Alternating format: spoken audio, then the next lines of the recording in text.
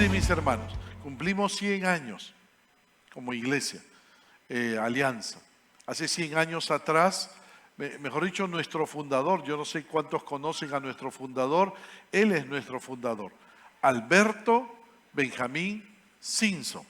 Alberto Benjamín Simpson, mis hermanos, fue un pastor presbiteriano de Canadá, pero trabajó en Estados Unidos.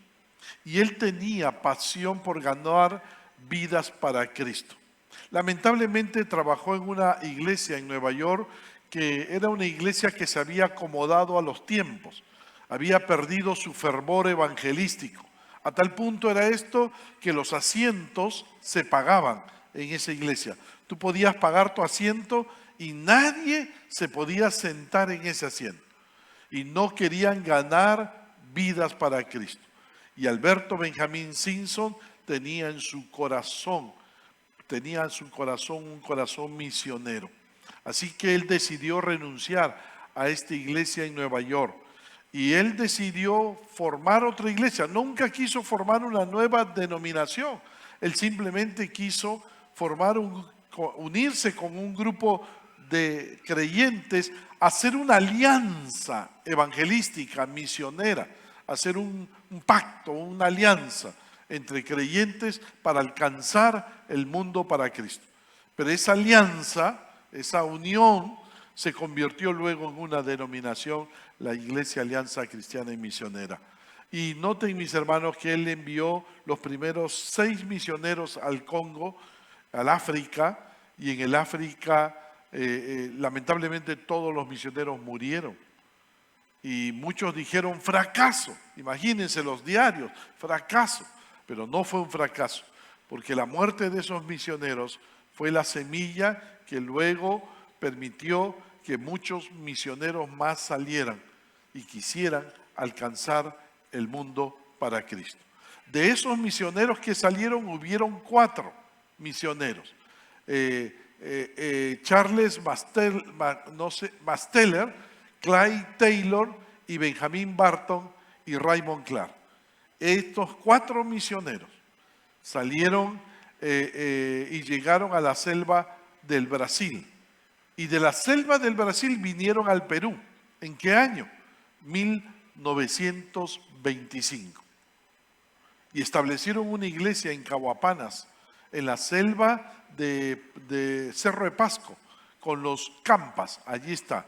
Allí establecieron una iglesia, la primera iglesia Alianza Cristiana y Misionera del Perú. Amén. Estos 4 misioneros. No fue fácil. Luego de ahí se trasladaron a Huánuco.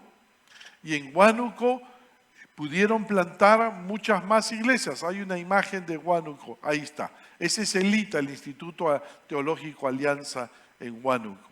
Allí en Huánuco los misioneros establecieron su base y desde allí se extendieron a todo el Perú. De allí evangelizaron, por eso que en Huánuco hay muchas iglesias, Alianza.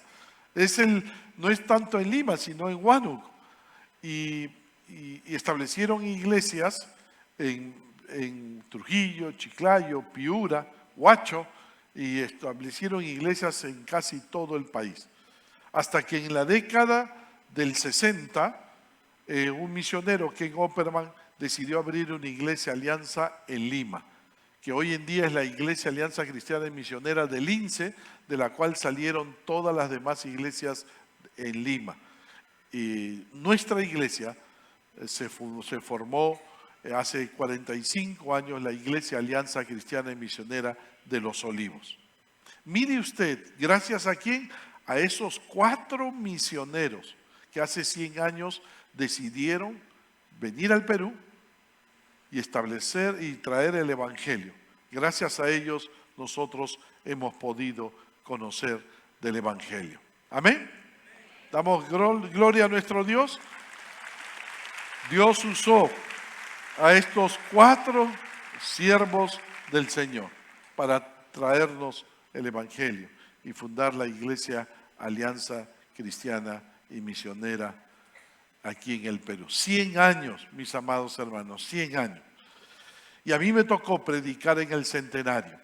Y cuando el pastor, nuestro presidente, el pastor Ángel Barrientos nos dio el encargo. Para mí fue de gran responsabilidad, de una gran bendición, pero yo no sabía qué compartir, qué voy a compartirle a toda la iglesia en el culto de acción de gracias. Y me puse a pensar, si me quedara un mes de vida, ¿qué es lo más importante que debiera decirles antes de partir? Me hice esa pregunta. No es que me quede un mes de vida, ¿no? No. Pero si me quedara, hipotéticamente, un mes de vida, ¿qué les podría compartir? Entonces me acordé de las últimas palabras de Pablo a Timoteo, la segunda carta de Pablo a Timoteo. Y allí Pablo va a abrir su corazón. Pablo le va a decir a Timoteo, porque yo ya estoy para ser sacrificado y el tiempo de mi partida está cercano. Nerón está gobernando el imperio y quiere sacarle la cabeza a Pablo. Entonces, Pablo está a punto de partir de este mundo, pero Pablo quiere que el evangelio permanezca, se siga extendiendo. Y entonces le encarga esta tarea a Timoteo. Pero para Timoteo no iba a ser fácil. Ya la iglesia estaba siendo perseguida. Ya estaban apareciendo las primeras herejías. No era fácil el momento para Timoteo. Así que Pablo le va a escribir esta segunda carta para alentarle, pero también para darle instrucciones, para que el evangelio se siga extendiendo. Estas instrucciones son para nosotros hoy, para los Timoteos de hoy. ¿Cuántos son Timoteos? ¿Cuántos son Timoteos? A ver, levante la mano. Hoy todos somos Timoteo. Levanta tu mano. Amén. Hoy todos somos Timoteo. Pablo le va a dar varios consejos. Yo solo quiero compartir tres de lo que compartimos ayer. Uno, creo que esto es importante para poder cumplir otros 100 años más. No nos avergoncemos de anunciar a Jesucristo. Mi hermano, no dejes de predicar a Jesucristo, de verdad. Pablo le dijo a Timoteo en 1:8, por tanto, no te avergüences de dar testimonio de nuestro Señor, ni de mí, preso suyo, si no participa de las aflicciones por el Evangelio según el poder de Dios. Ahora, no es que Pablo estuviera reprendiendo a Timoteo porque se estuviera avergonzando de dar testimonio. Creo que Timoteo había demostrado ser un siervo fiel, pero el ambiente en el que tenía que trabajar Timoteo se estaba volviendo extremadamente hostil. Y eso podría llevarlo a la tentación de ceder a la vergüenza, a la cobardía. Así que no olvidemos que en aquellos días el cristianismo se había convertido en una religión ilegal. Predicar el evangelio en esos días era sumamente peligroso. Aún Timoteo no debía avergonzarse de Pablo, preso en el Señor. Avergonzarse de Pablo era avergonzarse del evangelio que Pablo predicaba. Sin embargo, nadie está libre, mi hermano, de en algún momento avergonzarse del Señor. El que dirán, quizás no vivimos lo que predicamos, se convierte en un freno para dar testimonio de lo que Cristo ha hecho en nuestra vida. Mira, me pasó a mí, yo esto no lo conté, pero en algún momento te lo conté, creo. A mí me pasó esto que quizás le podía pasar a Timoteo, ceder al que dirán. Un alumno mío, que había sido mi alumno en el colegio, yo fui profesor 6 años, me pidió que predicara en su matrimonio. Él es profesor de filosofía de la Universidad Católica del Perú. Mi alumno llegó a ser profesor de filosofía, es un trome en filosofía, pero se había enfriado en las cosas de Dios. Pero él me pidió que yo lo casara. Y yo no me di cuenta mucho. Él estaba yendo a la iglesia, conoció a otra joven que aparentemente era cristiana, pero recuerdo que él me dijo, mire pastor, yo quiero que usted me case y predique, pero por favor, mira lo que me dijo, por favor, no hable mucho de Dios, no hable mucho del pecado, no hable mucho de esto. Van a venir profesores de la Universidad Católica, va a venir gente y yo no quiero incomodarlas. Mira lo que me dijo. Mira, te soy sincero que yo en primer momento me sentí tentado, como yo me había sentido honrado de que me eligiera para casarlo, me sentí tentado a no decir lo que debiera decir, no hablar del pecado, no hablar de nada, para que esa gente no se ofendiera. Yo batallé mucho. Aún el día que llegué a la boda de él, mis piernas me temblaban. Pura gente con barba, lentes, intelectuales, ¿no? Y yo me sentí como Timoteo con mucho temor. Pero le pedí ayuda a Dios y le dije, Señor, yo no debo avergonzarme del Evangelio nunca. Pablo, mira mi hermano, estuvo en la capital intelectual del mundo de aquel entonces, Atenas, y estuvo en la capital del poder mundial de aquel entonces, Roma, y en ninguno de esos dos lugares se avergonzó del Evangelio. ¿Por qué? Porque el Evangelio, por lo que hace el Evangelio, es poder de Dios para salvación, libra a la gente del infierno y la transforma. Y por lo que Dios nos ha dado. Pablo le dijo a Timoteo, porque no nos ha dado Dios espíritu de cobardía, sino de poder, de amor y de dominio propio. Nuestro espíritu puede ser cobarde, pero el Espíritu Santo que Dios nos ha dado no es cobarde. El Espíritu Santo nos ha dado todo lo que necesitamos para superar nuestras debilidades. 1, poder para ayudar a superar la cobardía. 2, amor para compadecernos de aquellos que necesitan escuchar el Evangelio. 3, dominio propio, mente equilibrada para hablar de Jesucristo.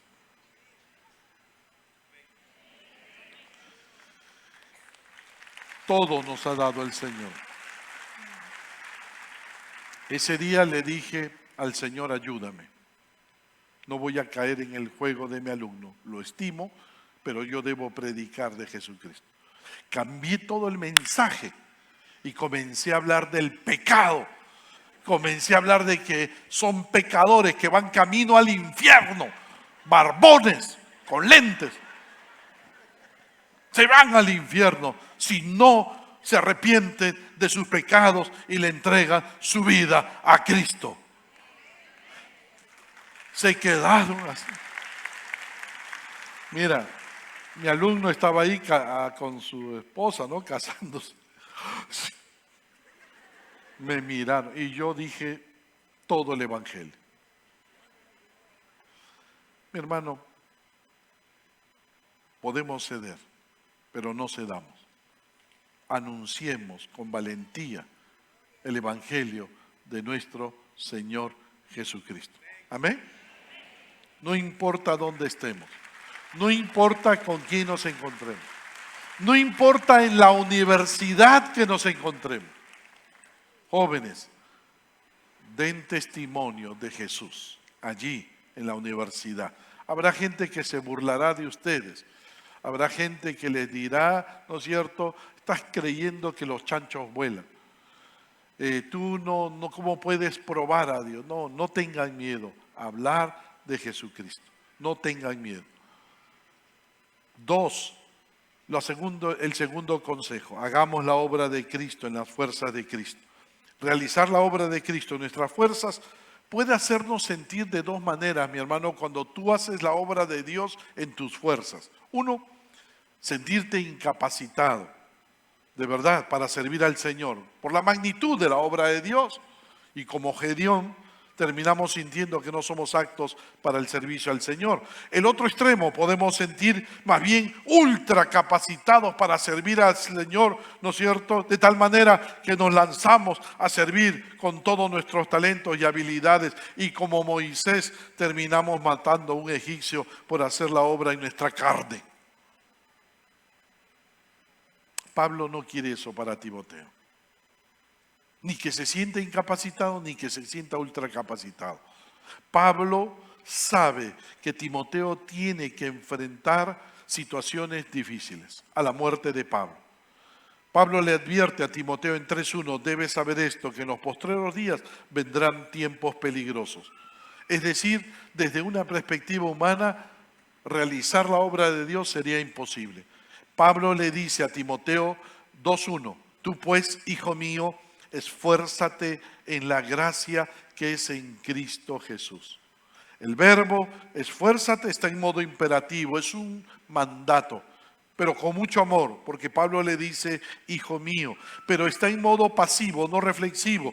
Timoteo no debe esforzarse por ser más fuerte, no debe autofortalecerse, no, sino que debe permitir que la gracia divina lo fortalezca. Es Cristo quien debe fortalecer a Timoteo. ¿Amén? Ahora, ¿cómo nos fortalece Cristo?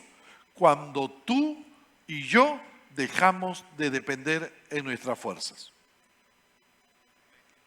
Pablo lo dice de esta manera, 2 Corintios 12:9, de buena gana me gloriaré más bien en mis debilidades. ¿Para qué?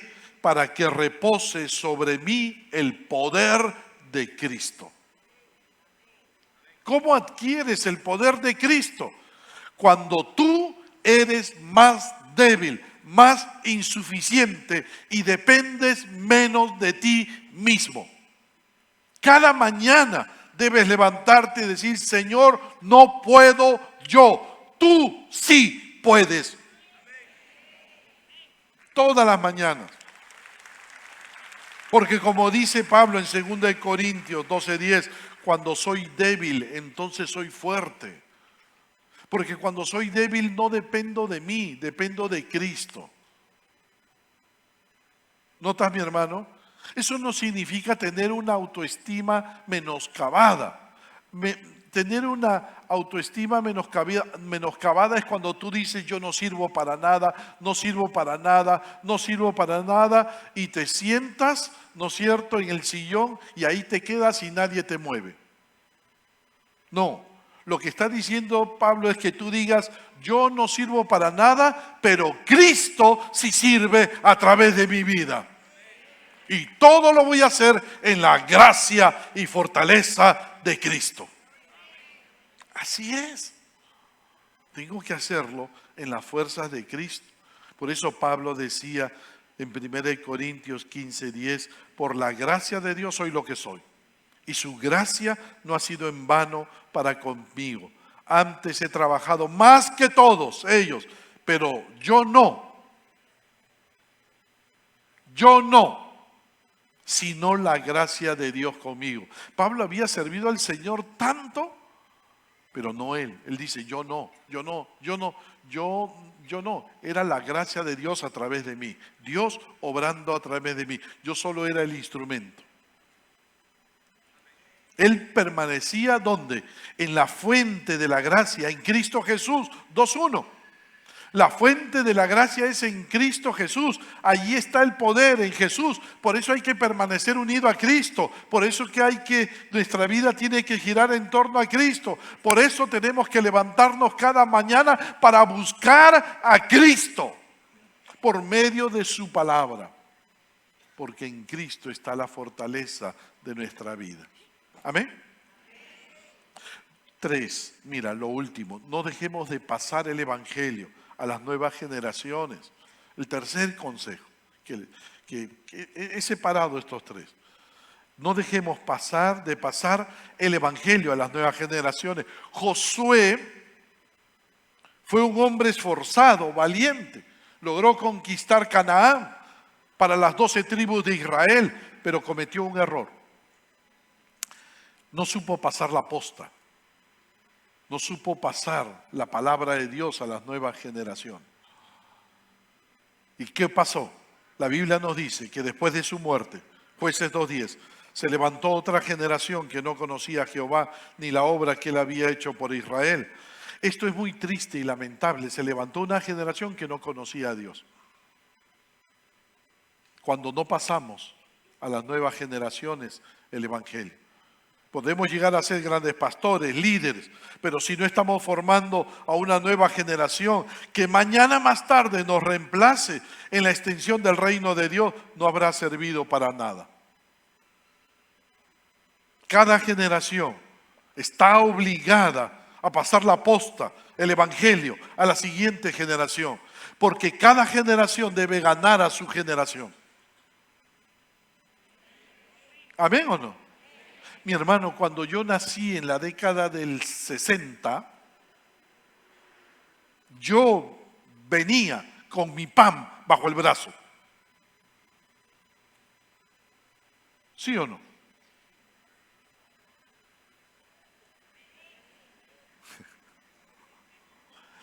¿Quiénes son de la década del 60?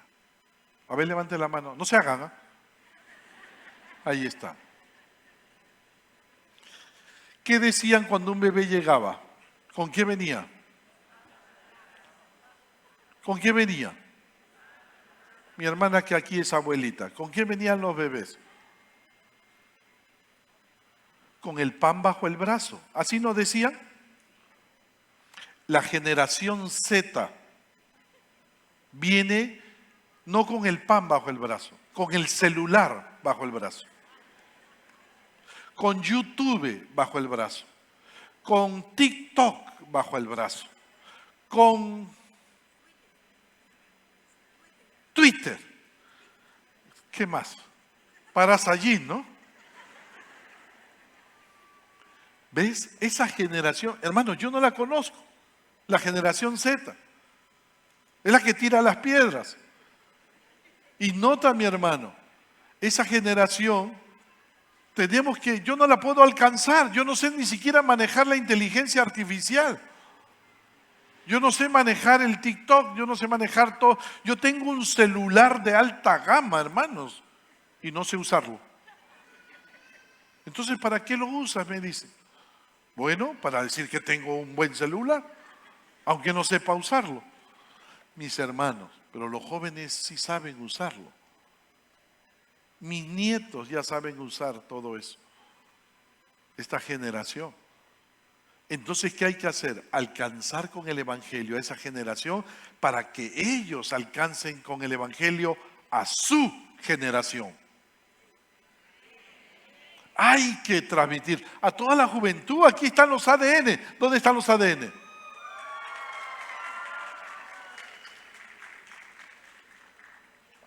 ¿Ve? Hace 50 años yo tenía esa edad. Ya no la tengo. Pero ellos aman a Jesús y ahora ellos van a alcanzar a su generación. Pero tenemos que pasarles la posta bien, el evangelio, como Timoteo, y que con valentía ellos pasen la posta. Por eso Pablo le dijo a Timoteo: lo que has oído de mí ante muchos testigos, esto encarga a hombres fieles que sean idóneos para enseñar también a otros. No a cualquiera se le debe encargar el evangelio. Hombres fieles, mujeres fieles, gente comprometida con Cristo, que también estén dispuestos a formar a otros. ¿Amén? ¿Amén o no? Hay que alcanzar a las generaciones. Tenemos que preocuparnos por nuestros niños, por nuestros jóvenes. Tenemos que preocuparnos por ellos, de verdad, alcanzarlos. Qué lindo tenemos nosotros adolescentes, una linda niñez y jóvenes, porque para que el evangelio siga pasando de generación en generación. Las iglesias fuertes son las iglesias que tienen buena cantidad de jóvenes, buena cantidad de niños. No quiere decir que nosotros los viejitos no importemos, no, nosotros ponemos la experiencia. ¿Amén o no? Nosotros ponemos la experiencia, nosotros les ayudamos, pero son los jóvenes los que ponen la dinámica, el empuje, ¿no es cierto? Y entonces ellos van a alcanzar a su generación, así como a nosotros nos tocó alcanzar a nuestra generación. ¿Amén? Oremos a Dios.